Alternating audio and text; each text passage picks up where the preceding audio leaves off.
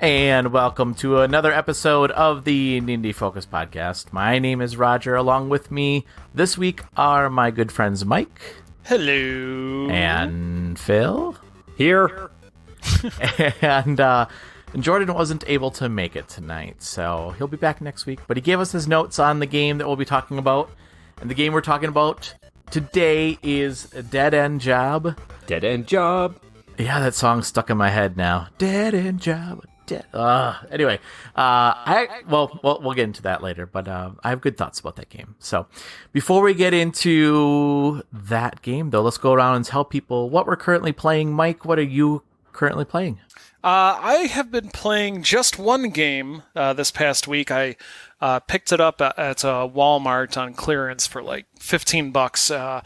So I started playing a game called Everspace. Oh, yeah, nice. Yeah, so it's I was like, oh good, it's like a space game, I like, it kind of, reminds me of Star Fox. Well, any space game kind of reminds, but it's that kind of behind the ship, behind the ship view, blasting bad guys and all that stuff. And I'm like, all right, awesome. And so I picked it up because it was a good deal. And then I looked into it before I started, and I saw that dreaded word roguelike, and I'm like, yeah. no, not another roguelike. So I fired it up. And it's just like that's just like what it said. You start, you do a run, but basically in this, like, it's think of like if you're thinking of like Star Fox 64, like those open world areas.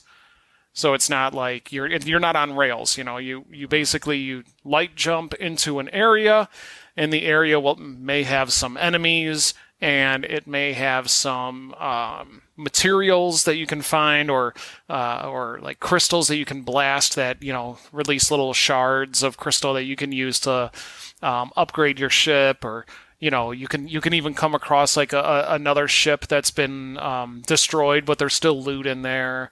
There's two different, at least so far what I played, two different races of enemies, and then there's one which is like the corporation, which they leave you alone if you leave them alone, but you can try to steal from them, and then they'll attack you.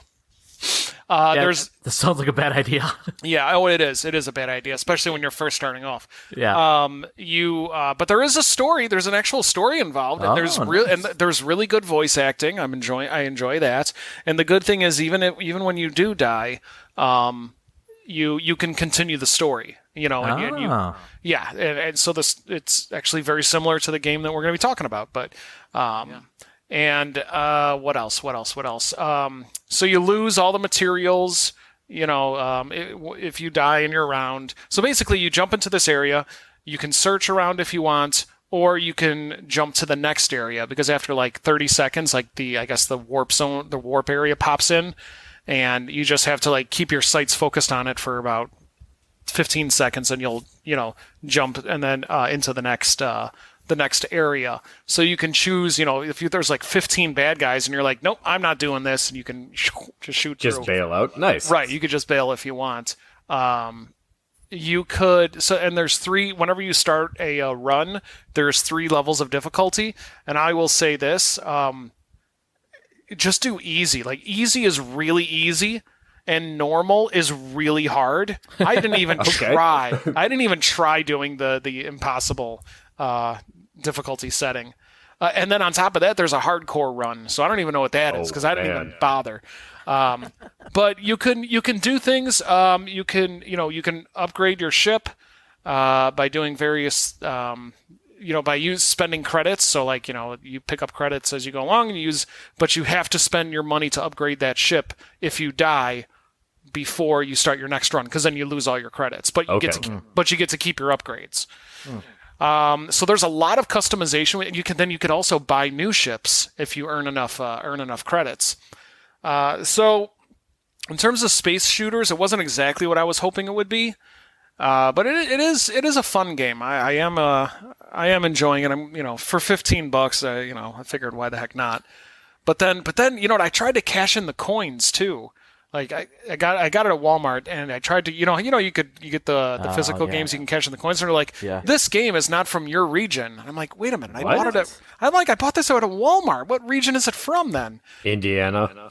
Yeah, that's the lovely region of Indiana. Yeah, exactly. They've got their own coded games in Indiana. That's right.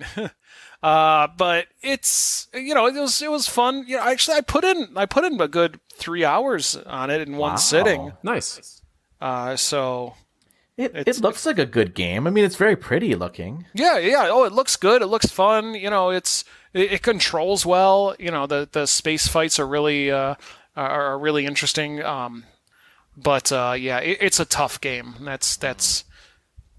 But yeah. But Everspace, fun game. If you like those types of games, it's worth picking up. It's got a very interesting story. I'm enjoying it so far. So that's what I got. I'm done. I'll talk to you guys later. Have a good night, Mike. All right, bye. So long. Oh, nice. What about you, Phil? What have you been playing? I played 2 games this week. Of course, I played Dead End Job, which is going to count for one of them.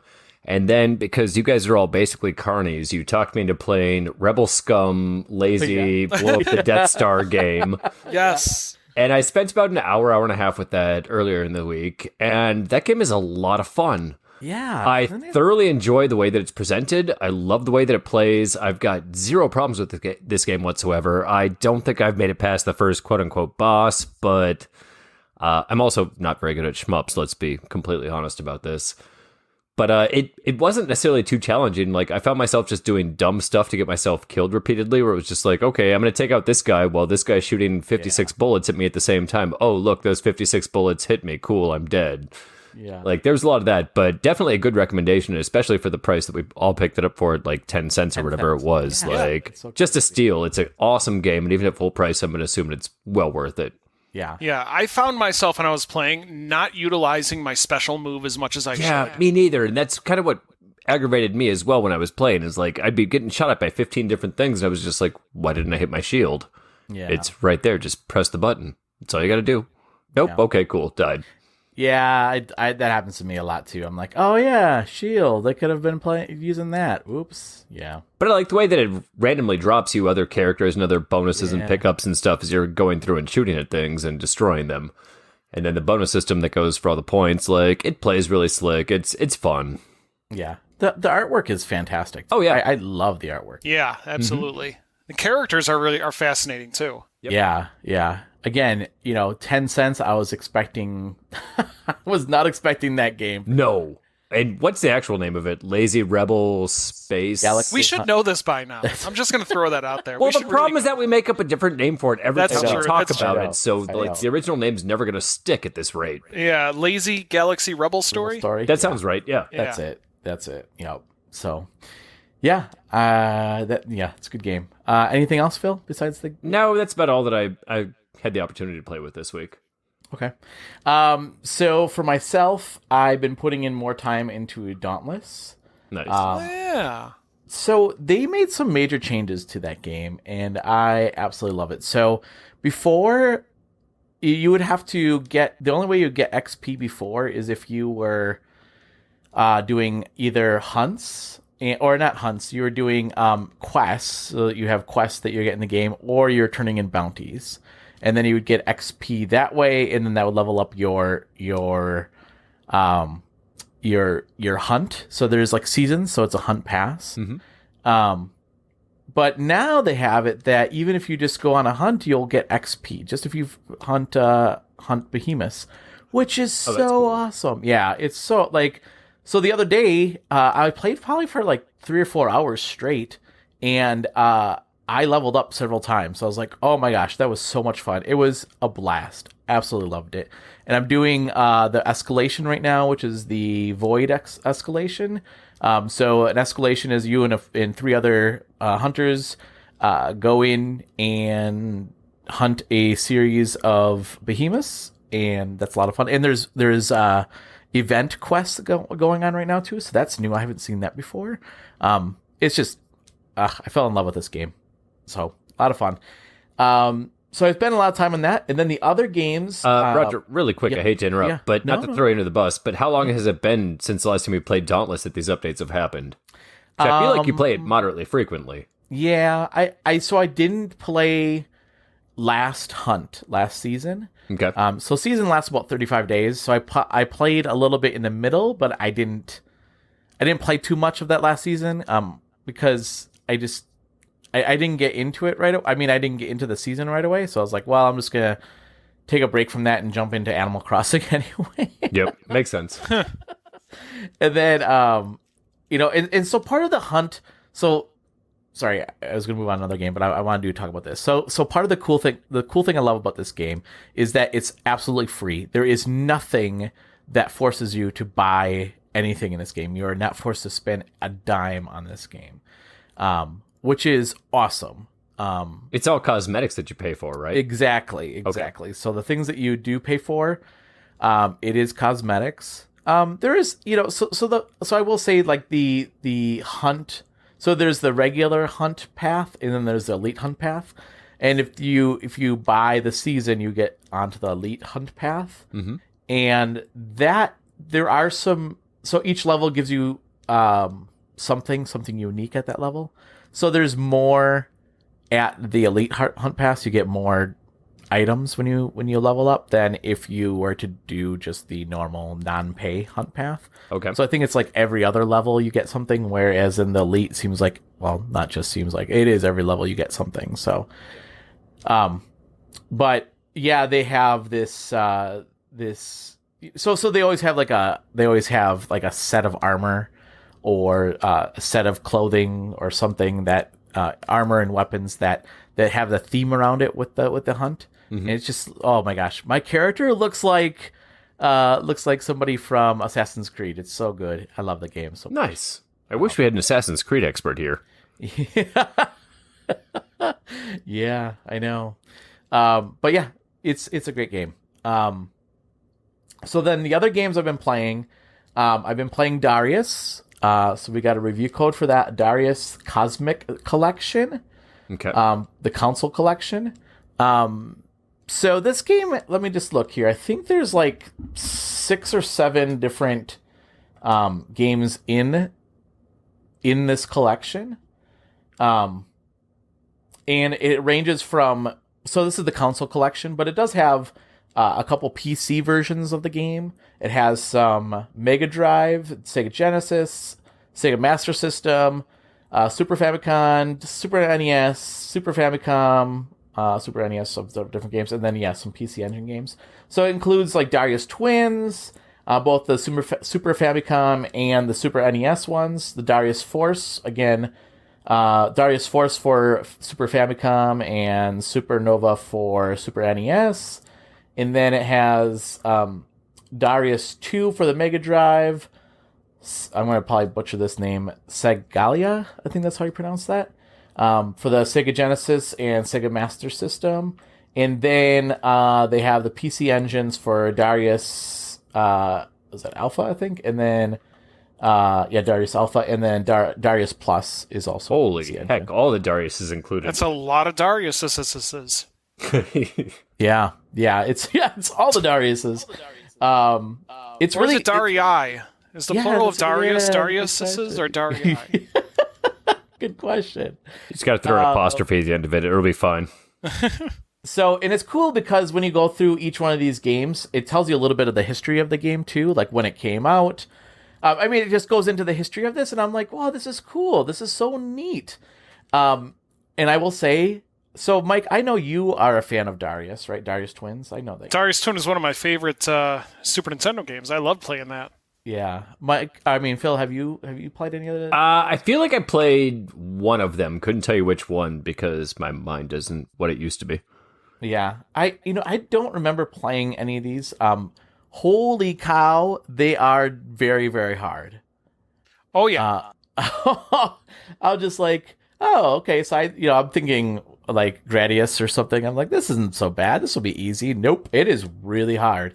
And in some of the games they allowed you to continue. In some of them they did not. The PC Engine ones, at least one of the games I was playing, it does not have any continue. Ooh. So you die and that's it. And you're like, okay, well, that was it was a good run. That was a good run. And what's great about these games, it allows you to branch off and pick different paths that you want to go down. Oh yeah. Okay. Boy, and just the graphics are, it's a gorgeous game. It's just so pretty looking. And the music is great too. I love this collection. I think it's really good. I will say, like, things like where they include the Super Famicom of Darius Twin and then Darius Twin for the Super NES. There really isn't much difference. That was going to be my question: is how much of a difference is there in between the two? Yeah. I mean, one, obviously it's localization, right? So like, it's not going to be in Japanese. Although, the Super Famicom, it's all in Japanese, which I'm like, that's really cool. I guess there is some upgrades to the audio, but really, I mean, the gameplay itself is very much the same. So yes, there's different games, but and I suppose you have to have that in the collection. If you're going to say this is the collection of the console games, it makes sense to include both the Super Famicom and the Super NES games. It just, to me, I was like, well, I'm going to probably play the Super NES one because, that's localized. Right, exactly. But it was cool that it included the two PC Engine games too. I was like, wow, that is so cool. I will say the other thing, this is just so funny. Like, I look at the dates on these, like, in 92 is when one of the games came to the Sega Master System, and 91 is for the Darius Twins for Super NES, and in 1993 for Darius Force and Supernova. And I'm like, well, that wasn't that long ago. And then you stop and think about it. I know. I was like, oh yeah, that's not that. But I mean, it just seems, I don't know. It feels like yesterday. All my troubles were so far away then, but not.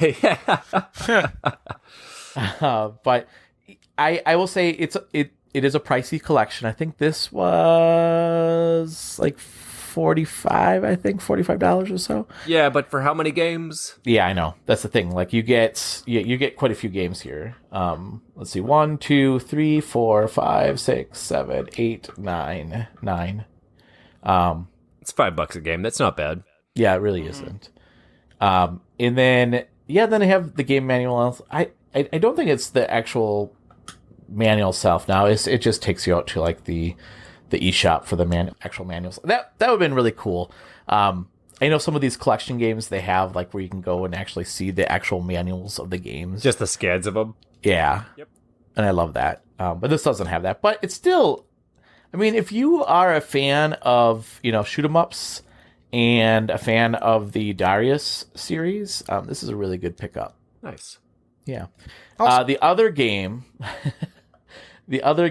that I'll talk about, there is one other game that I started playing yesterday, and I'll mention it, but just that I think that we'll want to talk about it more next week, just because I'm gonna get more time into it. I don't know if you guys played it at all.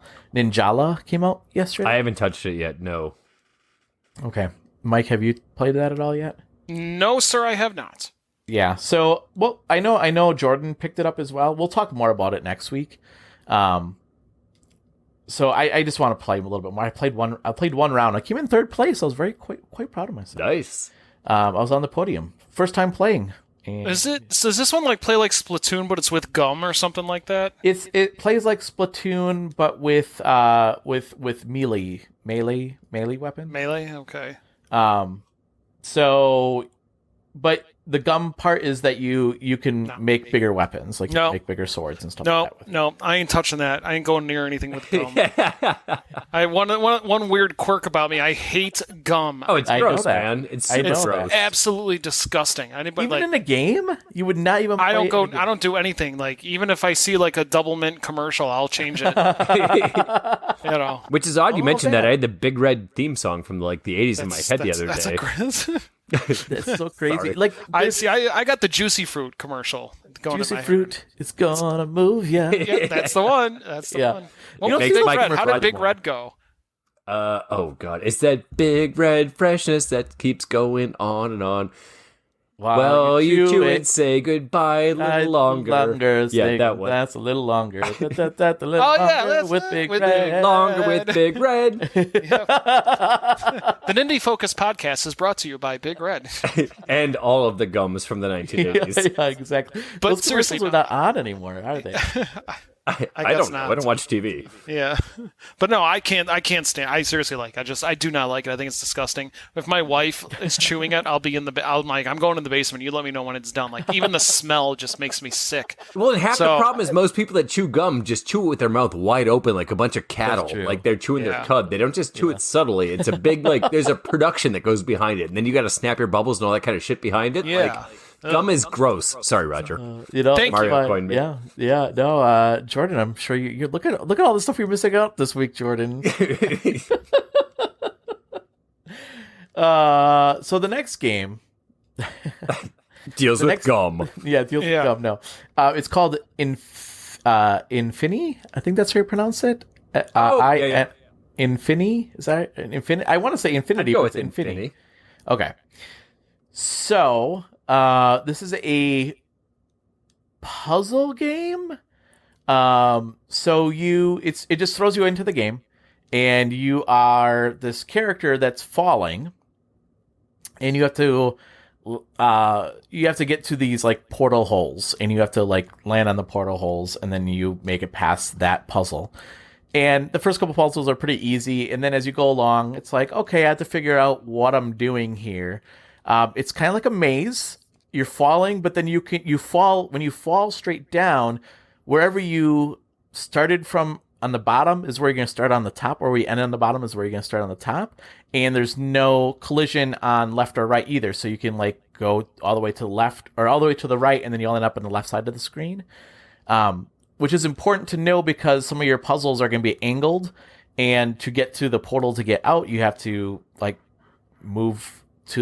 keep moving your character to the right through these maze that you end up on the left hand of the side of the screen. It's weird, but it's an interesting mechanic. I'll say that because like normally when you see those kind of mechanics, you're like, oh, they didn't build in any kind of like parameters in this game, and I can walk from one side and I end up on the other side of the screen. That's interesting, but this was designed that way.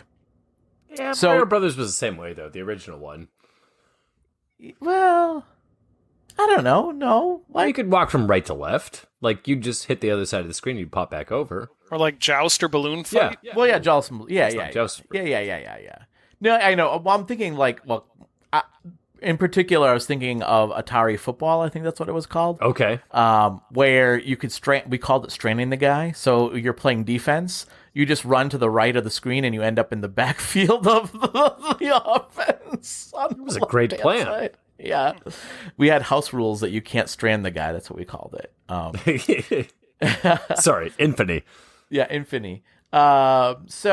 So that's that. So you go through a bunch of these puzzles, and some of them are really hard. And I will say this: I got a little motion sickness. Okay. From it as well, because in some of the puzzles, like you are moving left to right, and then there's also things that are moving left to right and up and down too. And it just it just made me kind of sick to my stomach a little bit.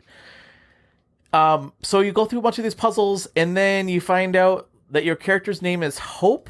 You are Hope. You are like the embodiment of hope. And you talk to this elephant, and I don't really know what's going on. Roger, most of us have been there. We've talked to elephants and saw Hope and all that kind of good stuff. We've all been there, man. It's fine. Hey, Roger. Yes. Just make sure I'm looking at the right thing here. Yes. Is this the one where there's a naked guy falling with wings? Yes. Yep, that's it. Okay. Okay. Roger, I got a game you should check out. It's called No Thing. Well, okay, so this is the weird. Okay, so the art style is different. I will say that. Yeah, you neglected to mention that the guy's naked. Well, he's also naked. Well, I mean, you don't see like genitalia or anything like that. Well, I mean, it's. I don't know. I got nothing.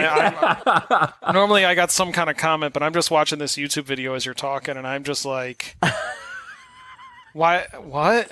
Why? So, the art style, I'll say this, it reminds me a lot of when I was a kid. My parents had a stack of just stacks and stacks of records of like records from the 70s, and I used to dig through these things and look at the artwork on it. Mm-hmm. And it reminds me very much of the artwork in a lot of those bands that you're like, what is this band? Never heard of this band before. What kind of artwork is this? It's just, it's different. I'll say that. It's just, yep. I don't know. I will say, I don't know if I'm a fan of the artwork. But that's subjective. I can't, that's not very objective of me. I'm not a fan of it, but maybe some people are. I will say one thing that I am not a fan of is the backgrounds is just like, it looks like just something from Photoshop, like just a picture. Oh, okay. And in the audio is not great. I mean, the talking is just like, it's not even that. It's like really, I don't know. It's really bizarre. Annoying to the point of annoying. It's a weird game. I don't know. It's a weird game. I mean, I made it through all the puzzles. I made it to this elephant person. He said to go talk to, I think, Peace. I think that was the character I was supposed to talk to. So you had hope and peace? Yeah. Oh, and the world's getting better already. Yeah, we're exactly. good. Let me know when you talk to Thoughts and Prayers. Have you made it to hashtag yet? Well, and then so there's just, I don't know what's going on. I don't get it, because you go talk to this character and he has like 3 eyes and he's all weird drawings too. And they're like, oh, you have to go do this thing. And you're like, okay. And I don't understand what's going on, because also knows to be like on the screen and go dun dun. And it says like 99, 99, 99, 9999 days before the event. And I'm like, what is going on here? I have no idea what is going on. And then you do those puzzles you just did all over again. And I was like, oh, are you kidding me? Yeah. Is this the Infini? Is this the infinity part where I'm just going to keep doing this over and over again? It's a silent T. Yeah, exactly. Yeah. It's very trippy. I will say that. I think if you're in altered state of mind, this might be an interesting. Hold on, downloading now. There is a free demo out there if you want to check it out. Yeah, I don't know. I will say play the demo. Because this game is not going to be for everybody. I couldn't do the puzzles again because of the fact that I was getting seasick from just all the different lines moving different ways, and it's just even that it's just weird. It's just a weird game. I think people are going to really latch onto it and be like, "Oh, this is unique and different." And then I think there's going to be people who are like, "No, this is not for me." The aesthetic, I think, is going to turn a lot of people off. Well, there's going to be those that read into the story that's not actually being told and just be like, oh, yeah, so it's so deep, like this, and this happened just from what you're describing. I haven't touched it, but... Yeah, so yes, okay, maybe. Because here's the thing. I went to school for religious studies, and I feel like I look into things probably a lot deeper than what I should. Mm-hmm. Like, there's a lot of, like, kid shows... where I'll be like, oh, this was this, and this what means this, and blah blah blah, and I'm probably not, but I see imagery and stuff like that. I don't know. This game was, I couldn't put my arms around what was going on in this game, and what was the imagery, and what did anything mean? Yeah, I don't think you would want to. I would not think too much into this, man. It's best to just cut your losses and just run. Yeah, because it seems like if you start thinking too deep into this, like something weird is going to happen. Yeah, like you're going to open up a portal like under your bed or something. And but it is weird because it does give me that vibe of like the 70s, like the records, of just digging through some of those old records my parents had and looking at the artwork, and just how weird and bizarre and do you guys know how like old records smell? Like it had like this musty kind of smell to it. Like when I was playing this, like I almost had like that sensation going on, just because it was bringing back like sensory, memory, right? It's so weird. It's such a weird thing, but yeah, it's a puzzle game. If you like puzzle games, you might want to give it a try. I would try the demo first. That's all I'm going to say. Gotcha. Yeah. I think it's $12, so it's not really expensive. So if this is something you want to pick up, it's not terribly expensive. So you're saying it's cheaper than a bag of mushrooms? You might get the same effect too, so there you go. That's kind of what I was going for. Yeah, exactly. So those are the games I've been playing. Let's move into then the game, the switching on a budget game this week. And Phil, why don't you introduce this game for us? The game that I picked is a game called Dead End Job by Head Up Games. It was on sale, I believe, it was somewhere around $9 or something like that. So Head Up actually produced it, or they were the publisher. Okay, yeah, published. Sorry. No, that's fine. That's fine. I think it was Antworks that actually developed it. Okay. Sorry, I didn't mean to. Oh no, dude, stomp all over my toes. I don't give a fact check. Like, I'm currently just looking at my Switch right now because I'm getting ready to read to you the description from the eShop. Oh, nice. Yep, that's right. I'm prepared this week. So, from the holy book of the eShop, Dead End Job sends you into a madcap, wacky world to bust up ghosts. It's procedurally generated, couch co-op, twin-stick shooter that straps a vacuum pack to your back and puts a plasma blaster in your hand. For you, it's just another day in the office. You take on the role of Hector Plasm, a worker at Ghost Be Gone, the #1 experts in paranormal pest control, as you're tasked with heading to haunted offices, restaurants, and and other everyday buildings before freeing them of unwanted guests. Have you got what it takes to be the best at putting pests to the rest? Play alone or bust ghosts with a buddy and drop in, drop out co-op adventure? Do you love 90s cartoons? Yeah, so do we. We grew up on their stretchy, squishy, gross out laughs. Our love for them spills over into this game like so much ectoplasm. See every nose hair and wacky, vibrant art that brings everyday items to life as screwball spooks suck it up. Exercise that fighting spirit, since every specter you snag and every resident you rescue is added to your client's bill at the end of the job. Haunted by the ghost of your mentor, quite literally, you must learn the ropes and save their soul before she's forced to spend her eternity as a spook. Yeah. That's a lot. That's a lot. Hey, man, I did my best. You did it good. I can read. So, can I start us off? Have at it, man. I really, really, really love this game. It is so... I love the artwork, first of all. So the it's artwork awesome. Isn't it? It reminds me of like Ren and Stimpy or something. Ren and Stimpy, or even earlier than that, like that 60s, like hot rod style artwork as well. Like not even 90s, but that 60s hot rod style artwork. You know, it's funny you mentioned that because I took notes. I wrote down all the cartoons it reminded me of. Yeah. And I had Ren and Stimpy. Mm-hmm. I had Rocko's Modern Life. Yep. I had, back in the early 90s, the Beetlejuice cartoon. Oh, so good. Yep. And just like Phil said, Ratfink. Yeah, Ratfink, that's what it is. Sorry, I drew a blank on the name. Oh, okay. Yeah, the artwork is so great. I love the artwork. I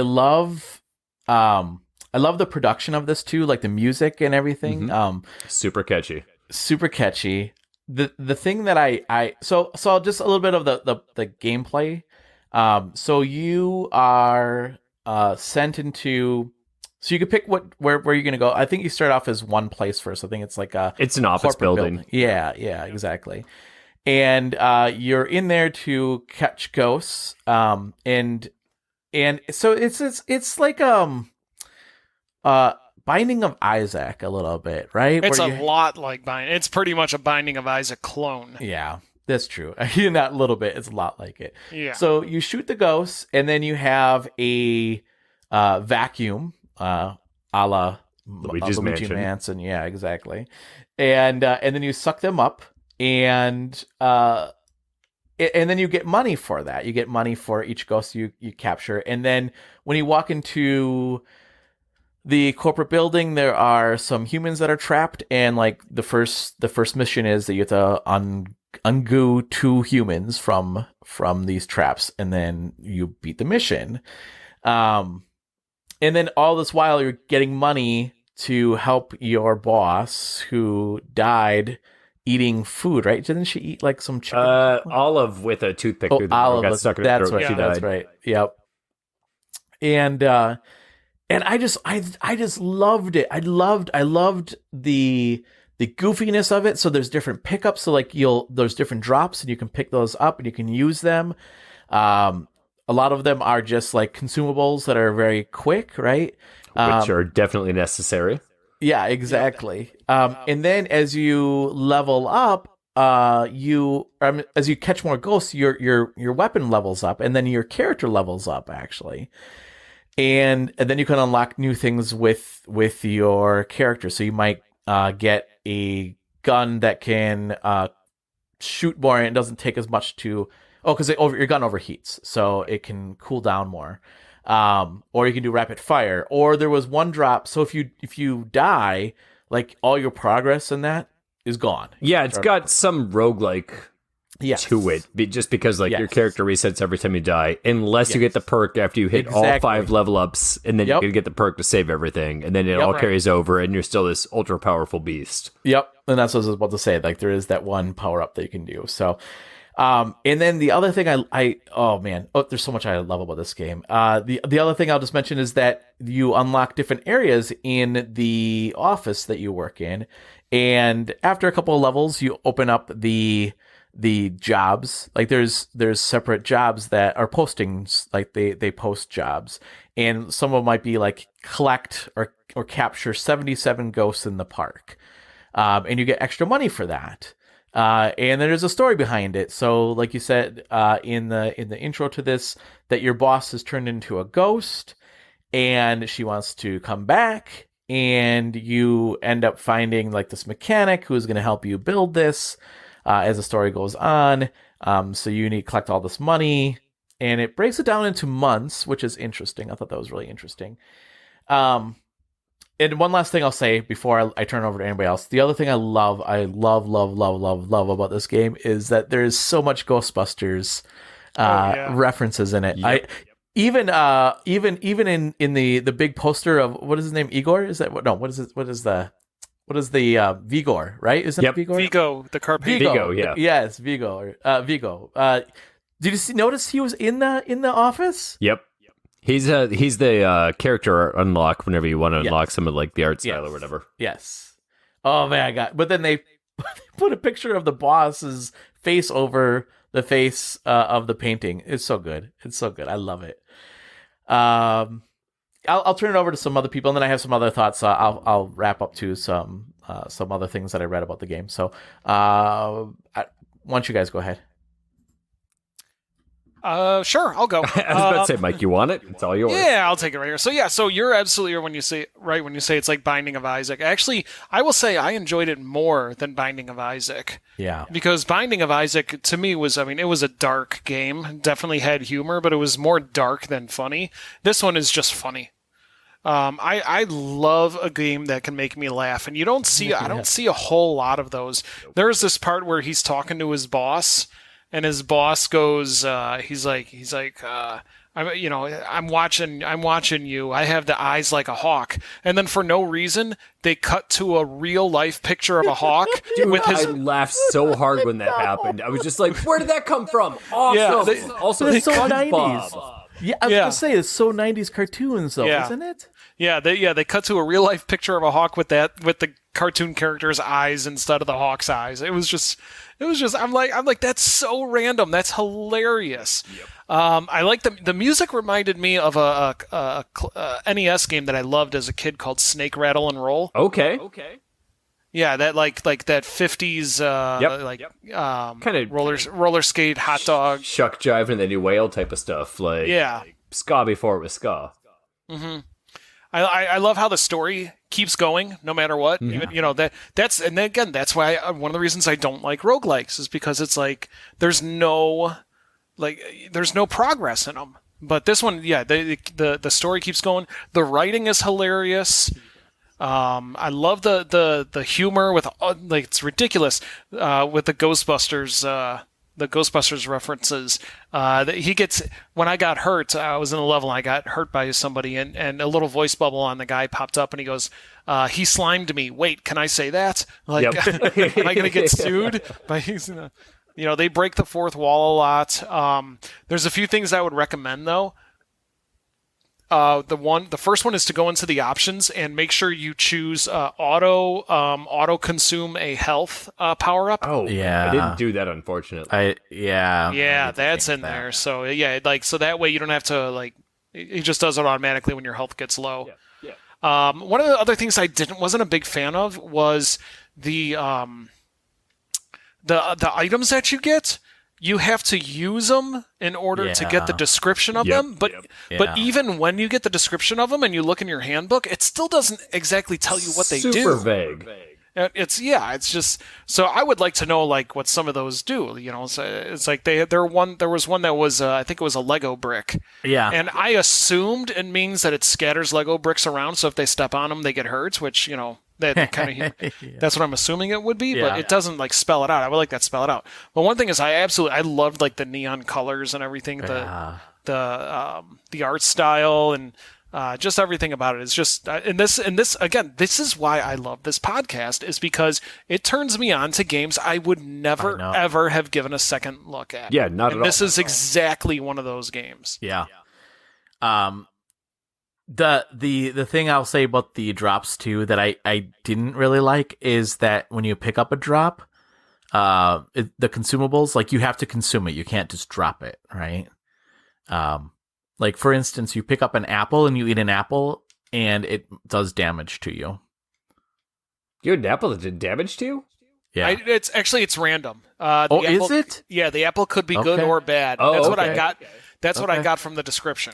Okay. Because I ate an apple and I'm like, what the heck? Why did this hurt me? And then I read about it and it's like, oh, this happens. I'm like, oh. Okay. But yeah, unless I missed it, but I didn't see any way that you can just drop one of your consumables that you picked up. No, I don't think that's an option. I think you got to eat them because you can only hold 2 at a time. So you either have to use it or you can't pick up the next one. Yeah. The other thing, Mike, I thought you were going to touch on this about something that you should do when you're playing the game is also play with the twin sticks. So the game the tutorial will say, to shoot a ghost, use your, I think it was the right trigger button or the right Z button. Don't. This is going to be one of those things where I'm going to say, maybe me playing dock to the TV with a Pro Controller in my hand. I didn't even get that option. It was twin stick the entire time.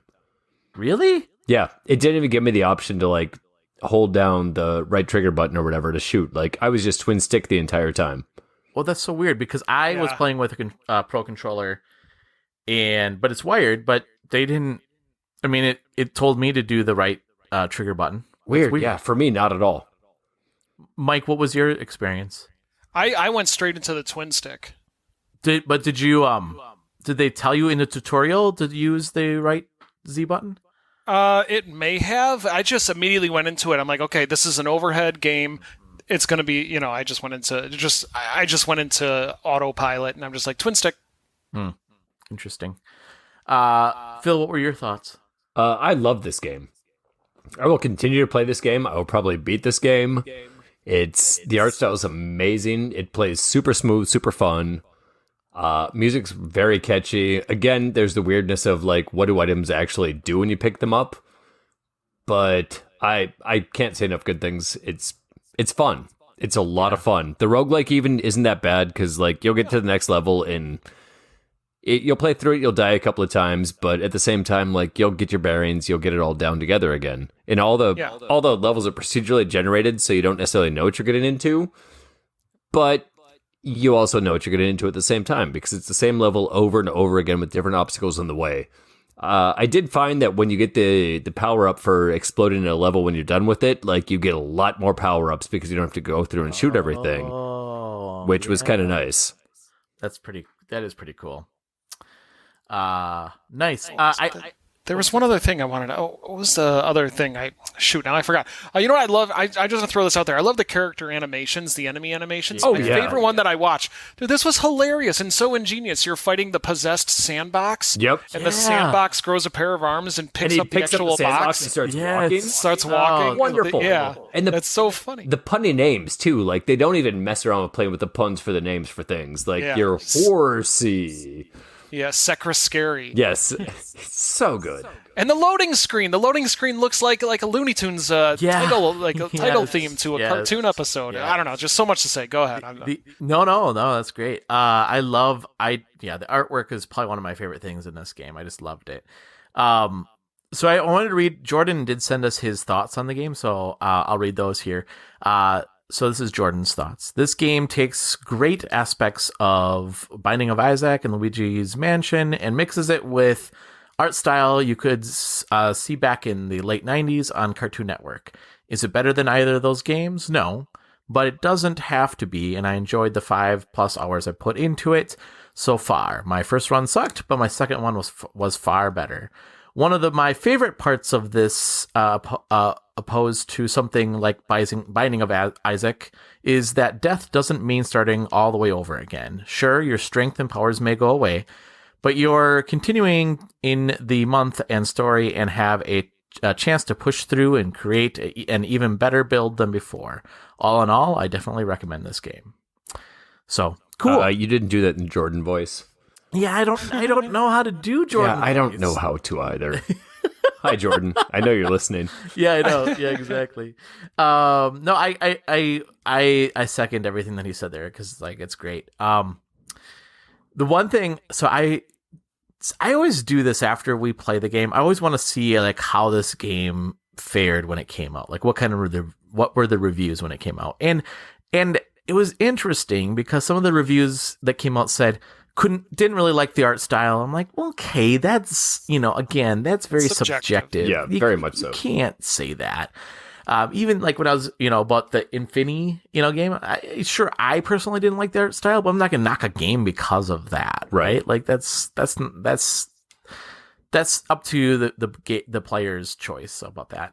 The other thing that they also said was that they're like, do I like Ghostbusters? Sure, I guess. Like that was part of the review, and I was like, I think their argument was there was too many Ghostbuster jokes, and I was like, I don't know. I thought it was great. Is there such a thing? I know, that's what I thought too. I was like, come on. And then one thing that I just laughed about because I didn't play this multiplayer. Did either of you play this multiplayer? I did not. No, I tried convincing the girlfriend to do so, and she had no interest when watching me play it. So you play as your mentor's ghost. You play as the ghost.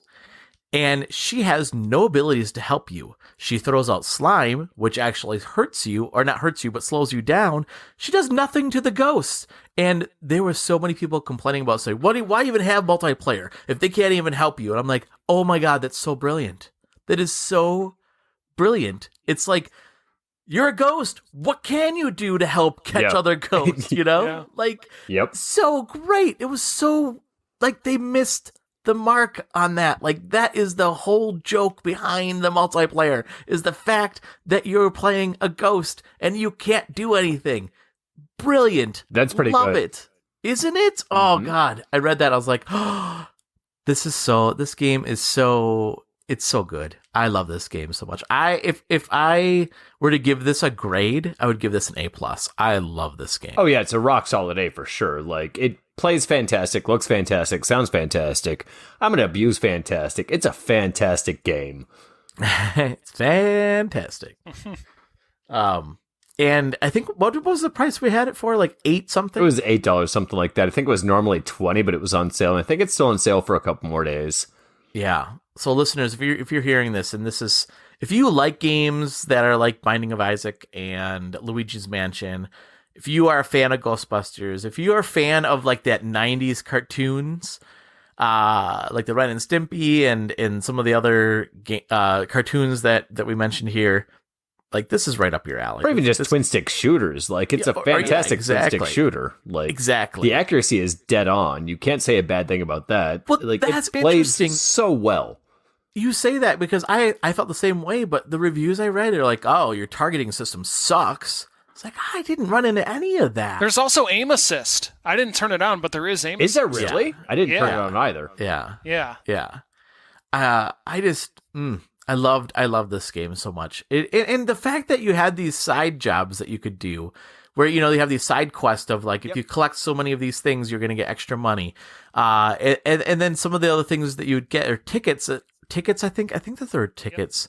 Yep. And then they would unlock artwork and stuff like that in the game. It was so cool. There's a lot to it. There's a lot to it. It's a shame that this game didn't get as much press as it should. Oh my gosh, yeah. I that's what I thought too. I said, how did this game not generate enough like buzz? And unfortunately, I mean, the reviews didn't get a lot of good reviews. And I just think that's a shame because this game is I would have easily paid.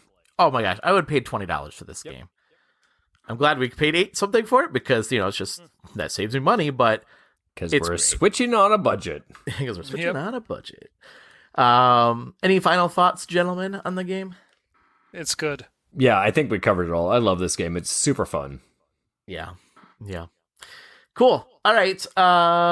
Before we leave, why don't we go around and tell people how they can get a hold of us? Don't we have a question to ask Mike? Or are we not going to put him on the spot? Oh, shoot. You're right. I'm sorry. Oh, it's okay. Mike, right. What game are we playing next week? I am so sorry. That's okay. You're all good.